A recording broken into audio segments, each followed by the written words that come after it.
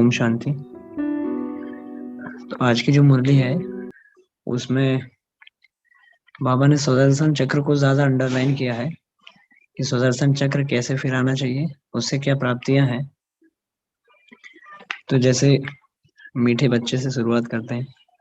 बाबा ने कहा है, मीठे बच्चे तुम रूहानी सोशल वर्कर हो। तुम्हें इस दुनिया को सुख शांति और पवित्रता से संपन्न बनाने के लिए अपना तन मन धन सफल करना है। अब ये हमें सोचना पड़ेगा, अपने आप से भी पूछना है कि तन मन और धन को सफल करने से ये दुनिया सुख शांति और पवित्रता से संपन्न कैसे बनेगी। आप सभी जानते ही हैं, बाबा बोलता है कि हम जिस चीज को यहाँ सफल करते हैं उसका रिटर्न हमें पूरे 84 जन्मों में मिलता है। सतयुग त्रेता में तो हमें 2 युगों में भरपूर मतलब पदम गुणा मिलता है, बाकी फिर त्रेता और द्वापर में हमें उतना मिलता है कि आवश्यकता मतलब हमें कभी किसी भी चीज की कमी नहीं होती है। जैसे यदि हम तन सफल करते हैं, तन अच्छा मिलेगा।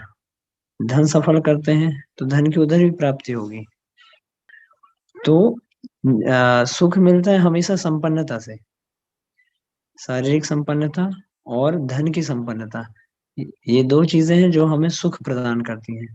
और जब हम मन को बाबा पे लगाते हैं तो उससे हमें मन की शांति मिलती है। तो इस दुनिया को सुख शांति और पवित्रता से संपन्न बनाने के लिए तीनों को सफल करना बहुत जरूरी है। दुनिया कैसे, अब धन हम लगाएंगे तो हमारे यहाँ यज्ञ में जो भी धन यूज होता है वो किसके लिए होता है, कोई पर्सनल यूज तो है नहीं। हर एक का यही पर्पस होता है ना कि सेवाएं ज्यादा से ज्यादा बढ़े, औरों को ज्ञान मिले, बाबा का मैसेज मिले, वो भी बाबा जो हमें प्राप्ति हो रही है वो दूसरों को मिले, दूसरों को भी हो। तो हमारी हर चीज हम जो सफल कर रहे हैं वो कहीं ना कहीं दूसरों के अर्थ है। आगे बाबा ने प्रश्न पूछा कि माया पर जीत पाने के लिए तुम बच्चों के पास कौन सा हथियार है, उस हथियार को यूज करने की विधि क्या है। तो उत्तर है, माया पर जीत पाने के लिए तुम्हारे पास सुदर्शन चक्र है।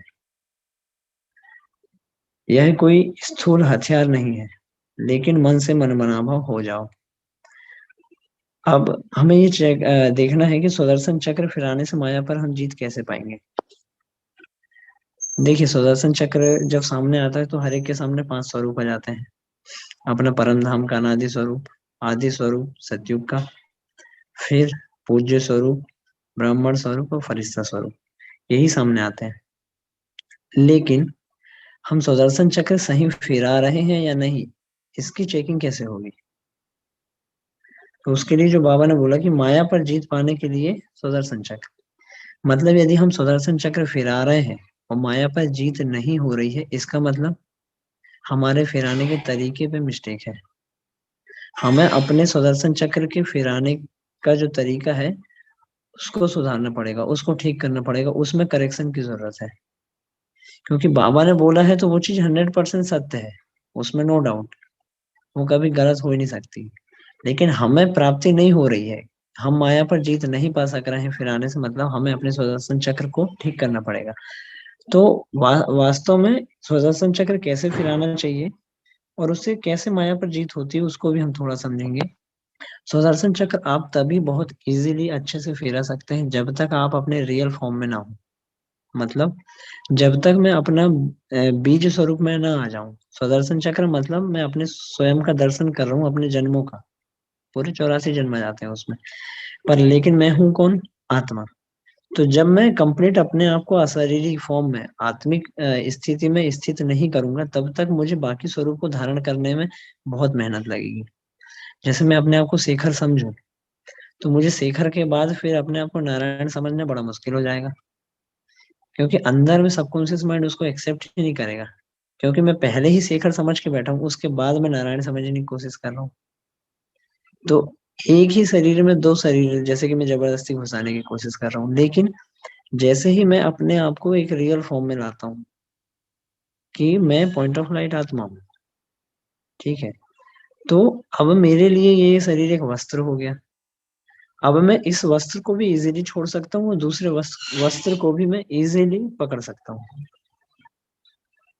है ना, क्योंकि पहनने वाला मैं हूँ, ये कपड़ा है, लेकिन कपड़े के भान के बाद पहनना वो बड़ा मुश्किल हो जाता है, क्योंकि दूसरा कपड़ा तभी मैं पहन पाऊंगा जब तक ये कपड़ा ना उतरेगा।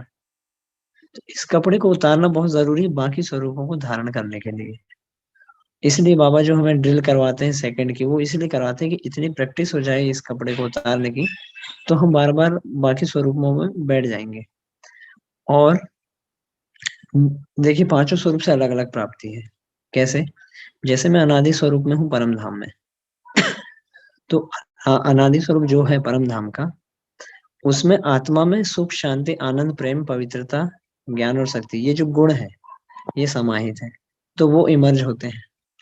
लेकिन जब मैं स्वर्ग में आता हूँ तो वहां पर शरीर नहीं था, लेकिन स्वर्ग में आने के बाद जो हमारी कलाएं हैं, जो हमारे संस्कार हैं, जो हम दैनिक दिनचर्या में यूज कर रहे हैं दिन भर में, तो वो संस्कार इमर्ज होते हैं कि कैसे व्यवहार में आना है, कैसे बोलना है, कैसे देखना है, क्या दृष्टिकोण होना चाहिए, कितना बोलना है, मीठा बोलना है, मतलब वो जो सारे संस्कार है जो आत्मा कर्मेंद्रियों के माध्यम से कर रही होती है, तो वो संस्कार इमर्ज होंगे, अनादि स्वरूप में इमर्ज नहीं होंगे, वो होंगे देवता स्वरूप में। अब यदि हम आगे देखें, देवता स्वरूप में दिव्यता है हमारे संस्कारों में, है ना, और दूसरा कि दिव्यता के साथ साथ वहां देवभान भी नहीं है। दिव्यता है लेकिन देवभान से डिटैच हूं मैं।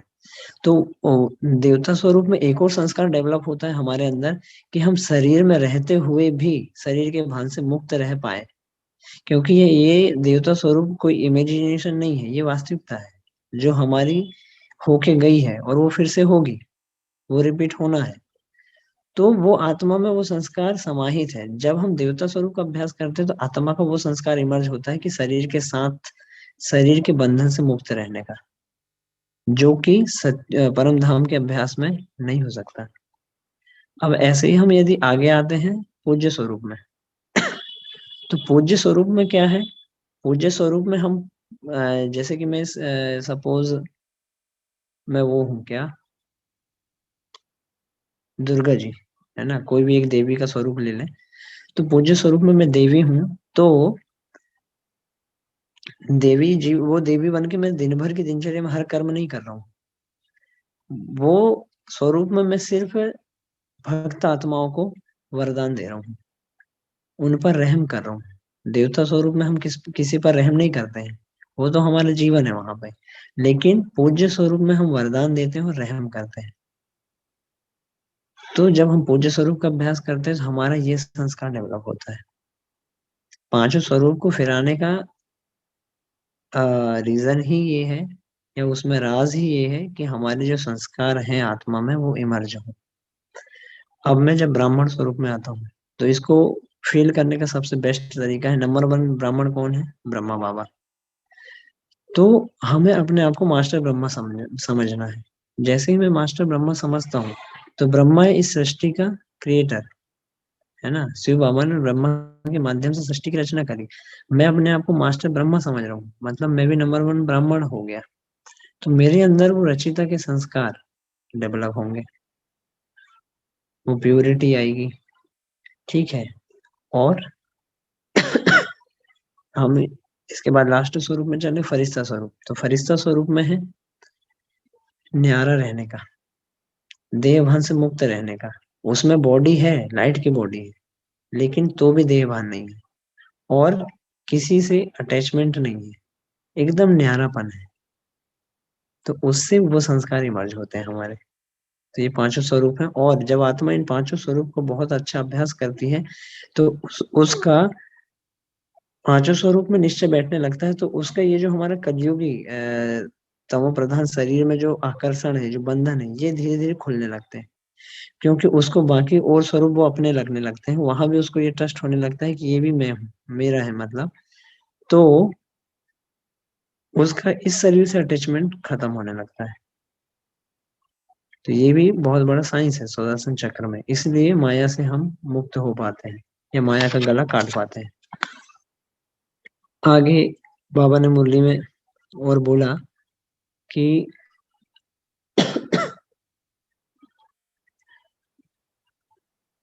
मन बुद्धि आत्मा के ऑर्गन्स हैं और यह कर्मेंद्रियां शरीर के ऑर्गन्स हैं। तो बाप बैठ समझाते हैं, स्वदर्शन चक्र को याद करो।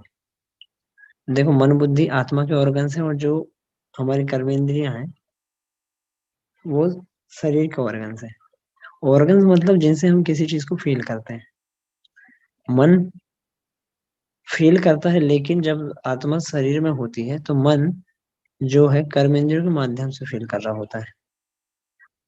कर्मेंद्रियों में सेंसेशन होता है। जैसे मैं रसगुल्ला खा रहा हूँ, तो जीभ में जैसे ही रसगुल्ला रखता हूँ तो एक सेंसेशन क्रिएट होता है, और वो सेंसेशन को जब मन भोगने लगता है तब वो आनंद की, भले वो क्षणिक आनंद मिलता है, तब उस आनंद की प्राप्ति होती है। लेकिन हुआ क्या कि जैसे किसी के घर में हम डॉगी, जैसे कुत्ता पालते हैं ना, तो मान लीजिए मकान मालिक ने कुत्ता पाला, ठीक है, लेकिन वो उसकी पालना नहीं कर रहा है। उसके जो किराएदार है वो इसको पालन पोषण कर रहे हैं बहुत अच्छे से। तो अब क्या होगा, वो जो डॉगी है वो किसका वफादार होगा? किराएदार का, जो उसकी पालना कर रहे हैं। भले मालिक ने लाया है, मालिक उसका मतलब कुत्ते का जो मालिक है वो घर का जो मालिक है वो है, जिसने उसको खरीद के लाया है, लेकिन तो भी वो वफादार किनका होगा? जिन जो उसकी पालना कर रहे हैं। ऐसे ही हमारे साथ हुआ द्वापर युग से। आत्मा ने मतलब मन बुद्धि के माध्यम से कर्मेंद्रियों ने इसकी पालना चालू कर दी। मतलब मन को हमेशा शांति आनंद चाहिए, ठीक है, प्रेम चाहिए, सुख चाहिए। अब वो मिलेगा परमात्मा की याद से और अशरीरी होने से। लेकिन जब हम देह के आकर्षण में आने लगे तो देहभान बढ़ गया, तो अब मन को सुख शांति मिलना बंद हो गई। तो कर्मेंद्रिय के माध्यम से उसने सेंसेशन को भोगना चालू किया। मतलब आत्मा का ये जो हमारे कर्मेंद्रिय को आप डॉगी समझ लो, और आत्मा मालिक हो गई, पर किराएदार कौन थे? मन बुद्धि। इन्होंने उसकी पालना चालू कर दी है। तो वो गुलाम किनका हो गया? जो मन और बुद्धि थे हमारे गुलाम, वो इसके हो गए, कर्मेंद्रियों के। और जो मालिक था वो खाली हो गया। तो अभी हमें क्या करना है? फिर से कर्मेंद्रियों पर जीत पाने के लिए, अपने मन बुद्धि पर जीत पाने के लिए, मैं आत्मा राजा बाबा से शक्तियां और गुण शांति जो भी है उनको लेके मन और बुद्धि की पालना करो। मतलब उससे बाबा से लेके भरपूर करो। तो जब उनकी पालना मैं आत्मा राजा करने लगूंगा तो वो मेरे गुलाम हो जाएंगे, वो मेरे फिर से मेरे वफादार हो जाएंगे, और इन कर्मेंद्रियों से वो दूर हो जाएंगे। तो ये साइंस है। आगे और मूल्य में बढ़ते हैं। जैसे बाबा ने आज एक और नई विधि बताई है सुदर्शन चक्र फिराने की, बहुत शॉर्टकट विधि है। और वो है कि बाप सिखलाते हैं सुदर्शन चक्र कैसे फिराओ, तो फिर तुम चक्रवर्ती राजा बनेंगे। अब हम शांति धाम जा रहे हैं, फिर सुख धाम आएंगे। यह बाप ने सिखाया है। ये बाबा ने सुदर्शन चक्रधारी बनने की बहुत अच्छी विधि बताई कि अब हम शांति धाम जा रहे हैं, फिर सुख धाम आएंगे। यह बाप ने सिखलाया है। इसमें हमारे पूरे 84 जन्म आ जाते हैं। मतलब मैं शांति धाम सुख धाम को भी याद कर रहा हूँ, तो भी ये एक सुदर्शन चक्र में ही काउंट कर रहा है बाबा इसको। और आगे बढ़ते हैं। सुदर्शन चक्र फिराने से हम विष्णु कुल में जाएंगे। विष्णु कुल में कैसे जाएंगे? क्योंकि आत्मा का जो जन्म होता है वो संस्कारों के आधार पर ही होता है। तो जब हम सुदर्शन चक्र फिराएंगे, जिसमें बाबा ने ऊपर जोर दिया है कि शांति धाम और सुख धाम, है ना, तो जब हम सुख धाम में मतलब देवता स्वरूप में याद करेंगे। अच्छा, इसमें भी एक बहुत समझने की बात है कि जब भी हम देवता स्वरूप का अभ्यास करते हैं तो ज्यादातर क्या होता है ब्रह्म बच्चों के साथ, कि वो स्वर्ग में जाते हैं तो प्रकृति का आनंद सुख लेने लगते हैं। प्रकृति का सुख और आनंद वो भी जरूरी है ताकि हमारी फीलिंग अच्छे से अच्छी आ सके। स्वर्ग की फीलिंग लाने में हमें मेहनत न लगे, इजीली आ जाए। लेकिन उससे ज्यादा इंपॉर्टेंट है कि मैं अपने वहां पर अपने आप को किस स्वरूप में देख रहा हूँ। दो चीजें हैं, मुझे वहां अपने चित्र को भी देखना है और चरित्र को भी देखना है, प्रकृति को भी देखना है। चित्र मतलब शरीर, मैं किस बॉडी में वहां अपने आप को देख रहा हूँ, श्री नारायण के, श्री लक्ष्मी के, श्री कृष्ण के, श्री राधे के, या दास दासी प्रजा, किस में देख रहा हूँ। तो कोशिश करना हमेशा अपने आप को श्री नारायण या श्री कृष्ण या बहनें हैं श्री लक्ष्मी, जिसको भी जिसमें इंटरेस्ट है या जिसका जो लक्ष्य है उसमें देखेंगे तो चित्र वो आपको निश्चय बिठाएगा। दूसरा चरित्र, मतलब जिस चित्र में आप हो उसके क्या चरित्र होंगे। वो हमें वहां फील करना है। जितना उनको फील करेंगे आत्मा से वो इमर्ज होने लगेंगे। जैसे कि दिव्यता, मधुरता, निर्भयता, है ना, एक रॉयल्टी, रूहानियत, आंखों में, दृष्टि में वो जो एक शीतलता है, वो जो आत्मिक स्थिति है, वो सारे चरित्र जो उनके होंगे वो उनको फील करना है। और तीसरा प्रकृति, वहां की प्रकृति की सुंदरता क्या होगी, क्या सुख होगा, वो भी फील करना, ताकि हमें आत्मा को ये निश्चय होता है कि वाकई में ऐसा है, उसके संस्कार इमर्ज होते हैं। तो वो है सुदर्शन चक्र में देवता स्वरूप को यथार्थ रीति हम कैसे याद करें। आगे बढ़ते हैं। बाबा बोल रहे हैं कि बाप को याद करने से सब विकर्म विनाश होंगे, परंतु बाप से पूरा योग नहीं है तो धारणा नहीं होती, फिर कोई को समझा नहीं सकते। मतलब जब तक विकर्म विनाश नहीं होंगे तो आत्मा हल्की होगी नहीं, उसमें ताकत ही नहीं आएगी। तो जैसे कि हर एक को अभी समझ है ना क्या सही है क्या गलत है, लेकिन ताकत नहीं है उसको फॉलो करने की, अप्लाई कर पाने की। तो बाबा वही बोल रहे हैं कि जब, परंतु बाप से पूरा योग नहीं है तो धारणा नहीं हो सकती। अब योग में भी हमें विधि को पकड़ना है, विधि को पकड़ना है। यथार्थ योग वही है कि जब तक हम देह भान से मुक्त होकर बाबा को याद ना करें, देह भान में रहकर रोज ध्यान कर रहे हैं, बातचीत कर रहे हैं, तो वो सिर्फ एक फरियाद होती है, यथार्थ याद नहीं होती। क्योंकि जिसका देह नहीं है उसको देह सही, देह के साथ याद कर ही नहीं सकते हो आप। करंट फ्लो होने के लिए वो रहता है ना, वायर से प्लास्टिक निकलना बहुत जरूरी है। तो आगे बाबा ने बोला कि जो पवित्र रहते हैं वही बीके हैं, जो पवित्र नहीं रह सकते हैं वह ब्रह्मा मुख वंशावली शिव बाबा का पोतरा कहला नहीं सकते। क्रोध लोभ की बात अलग है। अब बाबा फिर भी इनमें थोड़ा सा मार्जिन दे ही देते हैं, लेकिन कल की मुरली में तो बिल्कुल भी नहीं दिए थे। लेकिन आज बाबा बोल रहे हैं कि जो पवित्र रहते हैं वही बीके हैं, जो पवित्र नहीं रहते हैं वह बीके कहला नहीं सकते। तो मतलब आप यदि देखेंगे कि बाबा का ज्ञान जब से भी शुरुआत हुई है 1936-37 से, तब से आज तक बाबा ने इस चीज में बिल्कुल भी ढिलाई नहीं की है। इस चीज में कोई भी दूसरा कोई ऑप्शन ही नहीं दिया है, उसमें हमेशा स्ट्रिक्ट है। क्योंकि हम पवित्र बनेंगे तो दुनिया पवित्र बनेगी, और वो आया ही है पवित्र दुनिया स्थापन करने। और यदि हम नहीं बनेंगे तो हम उसके काम में विघ्न पैदा कर रहे हैं। परंतु पवित्र रह ना सके तो उनको ब्राह्मण कहना भी रॉन्ग है। ब्राह्मण दुनिया में जो ब्राह्मण है, उनकी निशानी क्या बताते हैं? ब्राह्मण मतलब, ब्राह्मण वो जो ब्रह्म मुहूर्त में उठता है ना, ब्रह्म भोजन करता है, और ब्रह्म ज्ञानी हो, ब्रह्म मुहूर्त में उठने वाला, ब्रह्म भोजन करने वाला और ब्रह्म ज्ञानी हो। तो ये चीज हमें देखनी है। आगे, स्वर्ग का मालिक तो स्वर्ग का रचयिता ही बनाएगा ना।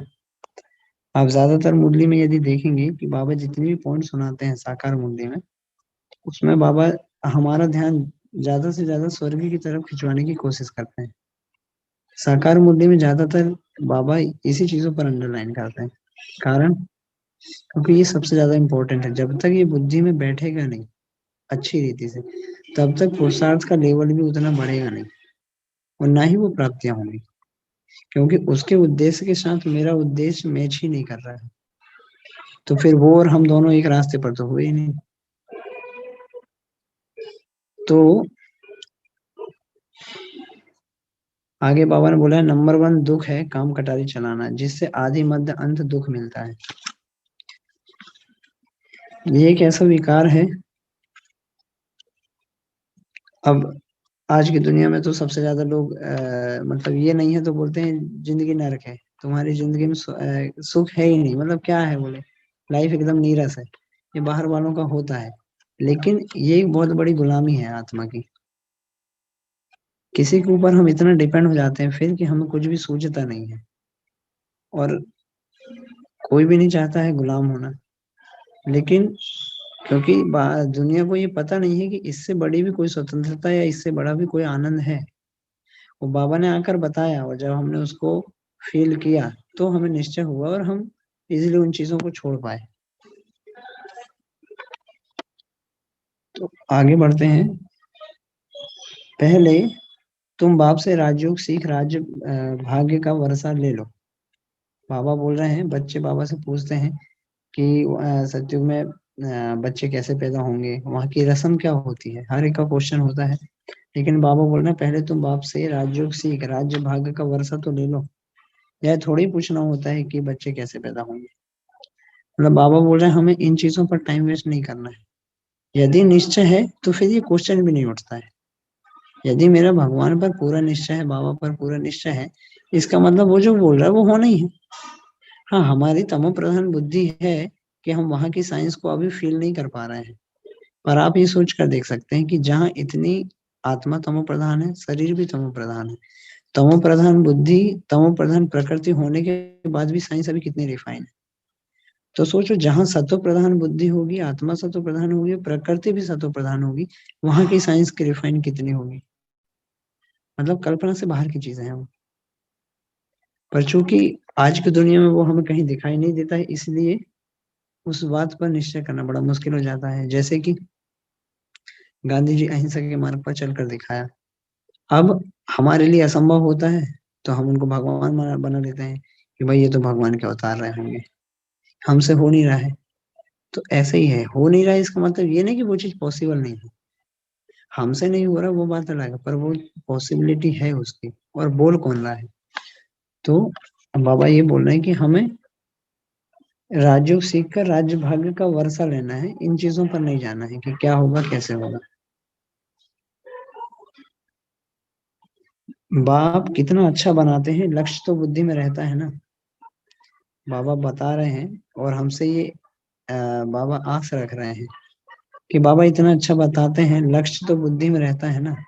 भगवान हमको आप समान भगवती भगवान बनाते हैं, ये लक्ष्य बुद्धि में बाबा बोले रहता है। वो बाबा हमसे ये उम्मीद रख रहे हैं। अब हमें अपने आप से पूछना है, क्या हमें ये रहता है कॉन्शियसनेस दिन भर में कि हम ब्राह्मण क्यों बने हैं, ब्राह्मण क्यों बने, अपने आप से पूछना है। क्या इसलिए बन गए कि बाकी सब इतने लोग हैं तो हम भी हैं। क्योंकि जब तक पर्पस सामने नहीं होगा ना, तब तक प्राप्ति होगी नहीं, तब तक मेहनत होगी नहीं, आलस चलबेलापन चलते ही रहेगा, तब तक वृद्धि भी नहीं होगी किसी भी चीज में। वो एक कहते हैं ना, एक होता है वॉकिंग करना और एक होता है किसी यात्रा पर जाना। यात्रा और वॉकिंग करने में यही फर्क है कि वॉकिंग में मंजिल नहीं होती, बस चलते जा रहे हैं चलते जा रहे हैं, जब थक गए वापस लौट जाओ। लेकिन जो यात्रा होती है उसमें मंजिल होती है कि वहां जाना है। तो यदि हम इस जीवन में, जैसे बाबा बोलता है कि तुम भी यात्रा पर, अब यात्रा पर है मतलब मंजिल होना जरूरी है, और अभी तक हमने मंजिल सेट नहीं की है, इसका मतलब हम वॉकिंग कर रहे हैं। तो जो होता है ना, हम देखते हैं कि कई अच्छे अच्छे मतलब ब्राह्मण जो काफी लंबे समय से ज्ञान में थे, चल रहे थे, लेकिन बाद में भटक गए, पीछे लौट गए, निराश हो गए। तो वो क्यों हुआ, वो इसीलिए हुआ क्योंकि मंजिल नहीं थी, तो वॉकिंग कर रहे थे, वॉकिंग करने में थकान तो होगी, क्योंकि वहां पर रास्ता फिक्स है ही नहीं, जाना कहाँ है। इसलिए यात्रा पर हो तो मंजिल सेट करना ही पड़ेगा। जैसे कि मैं आप में से किसी को बोलूं कि आज 10 फीट गड्ढा करना है, आप जहां पर भी रहते हैं वहां पे, या मैं कोई ऐसी जगह लेके जाऊं कि यहाँ 10 फीट गड्ढा खोदना है। अब क्या होगा, आपके मन में क्वेश्चन खड़ा होगा कि भाई क्यों खोदना है, कोई जरूरी है क्या।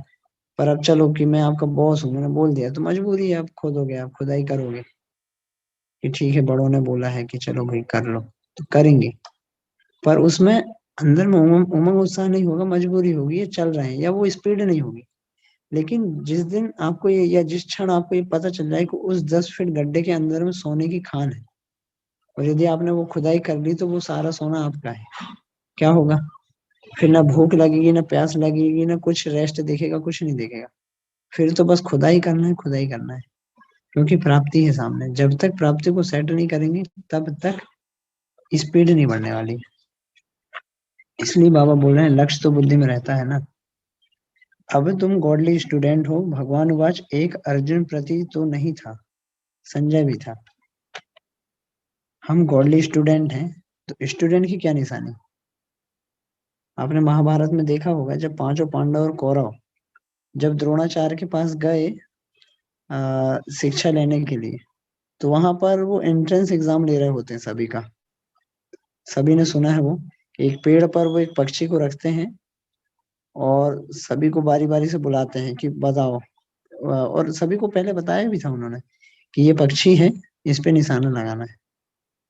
पहले बताया था, ऐसा नहीं कि छुपाया था, बताया था सभी।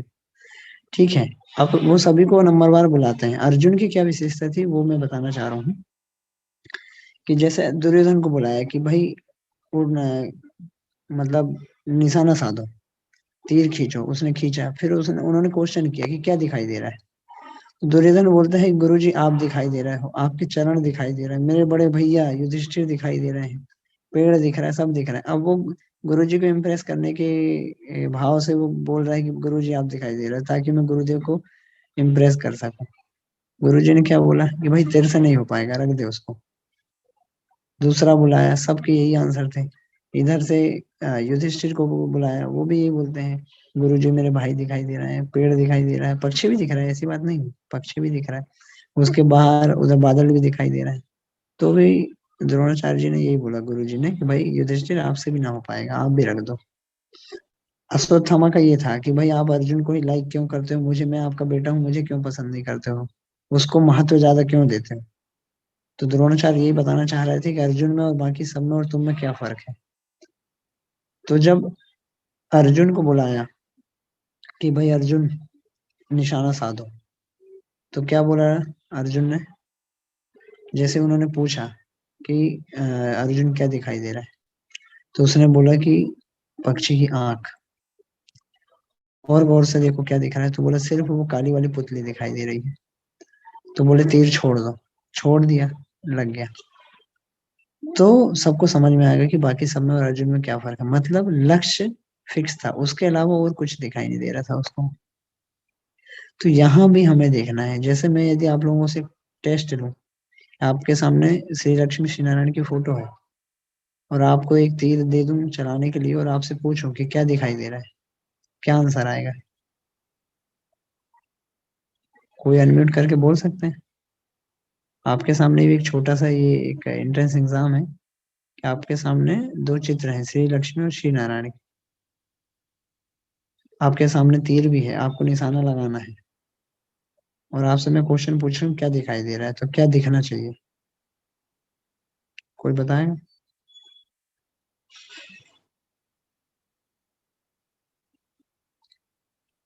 चलो कोई नहीं बता रहे हैं, हम ही बता देते हैं। मुझे सिर्फ दिखना चाहिए, जैसे श्री नारायण यदि है मेरा लक्ष्य, तो श्री नारायण में भी मस्तक के बीच में सिर्फ बिंदु, पॉइंट ऑफ लाइट। और वो कौन है? वो जवाब है सिर्फ मैं। पॉइंट ऑफ लाइट दिख रहा है, और पॉइंट ऑफ लाइट कौन है? वो सिर्फ मैं हूँ। मतलब मैं ही अपने आप को देख रहा हूँ वहां पे। ऐसा नहीं पूरा स्वर्ग दिखाई दे रहा है। लक्ष्य फिक्स होना चाहिए एक।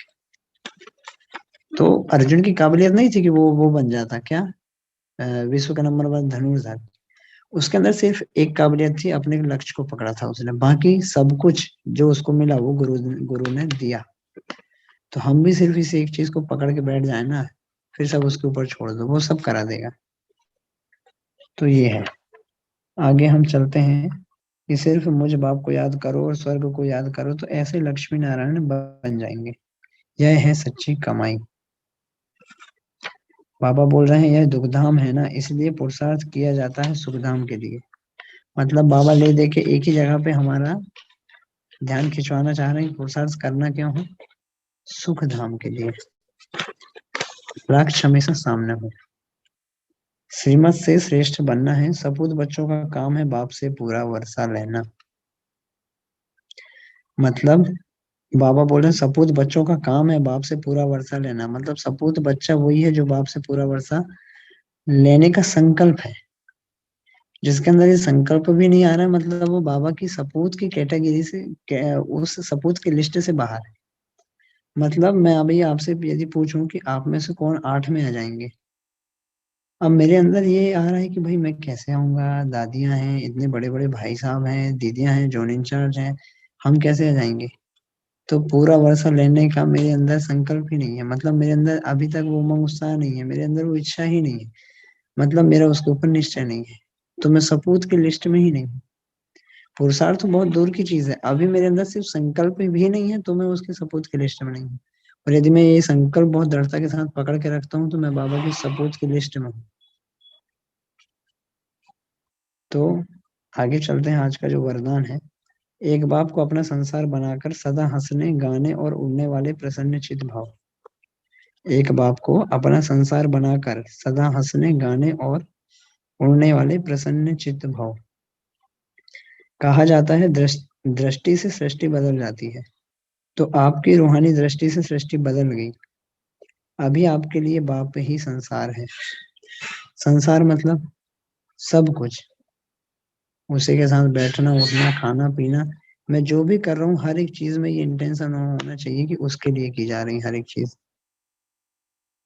तो बाप ही संसार है। पहले के संसार और अभी के संस्कार में फर्क हो गया। पहले संसार में बुद्धि भटकती थी, अभी बाप ही संसार हो गया तो बुद्धि का भटकना बंद हो गया। अब जब बाबा ही संसार हो जाएगा तो बुद्धि उसी की तरफ जाएगी पूरी तरह। तो हमें ये चेक करना है। बेहद की प्राप्तियां कराने वाला बाप मिल गया तो क्या चाहिए, इसलिए हंसते गाते उड़ते सदा प्रसन्नचित रहो। माया रुलाए तो भी रोना नहीं है। यहाँ तो चलो बाबा बोल रहा है माया रुलाए तो भी नहीं रोना है। आपको पता हो कि एक बार मम्मा जो कराची में जब थे, तो मम्मा को ऐसे ही, मम्मा के साथ ब्रजेंद्र दादी भी थे, तो मम्मा उस दिन बहुत ज्यादा रो रही थी बाबा की याद में, बहुत ज्यादा, मतलब इतना रोई कि तकिया गीली हो गई थी।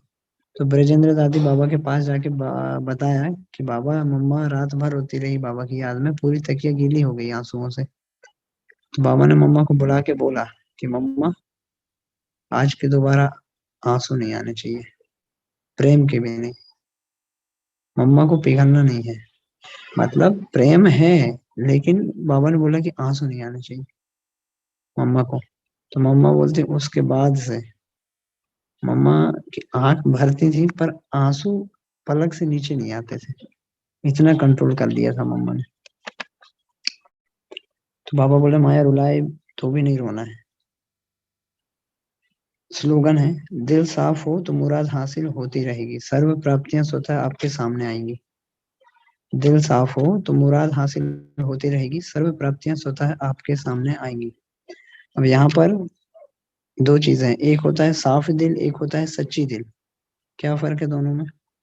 साफ दिल और सच्ची दिल में ये फर्क है, सच्ची दिल मतलब मान लो मैं चोर हूँ, मैंने चोरी किया है, लेकिन मैं ईमानदारी से बता रहा हूँ कि भाई मैंने चोरी किया है, मैं चोर हूँ। वो हो गई सच्ची दिल के अंदर जो है वो एकदम क्लियर बताना, छुपाना नहीं कुछ भी। चोर नहीं भी हूँ तो भी बताना, और चोर हूँ तो भी बताना, ठीक है। वो हो गई सच्ची दिल। लेकिन साफ दिल का मतलब है कि मैं चोर ही ना रहूं, मतलब अंदर में कीचड़ हो ही ना। सच्ची दिल मतलब कीचड़ है पर कीचड़ को मैं उजागर भी कर पा रहा हूँ बिना बिना किसी झिझक के, लेकिन अंदर में कीचड़ भी ना हो, वो है साफ दिल। तो दिल साफ हो तो मुराद हासिल होती रहेगी, सर्व प्राप्तियां स्वतः आपके सामने आएंगी। ओम शांति। ये थी आज की मुरली।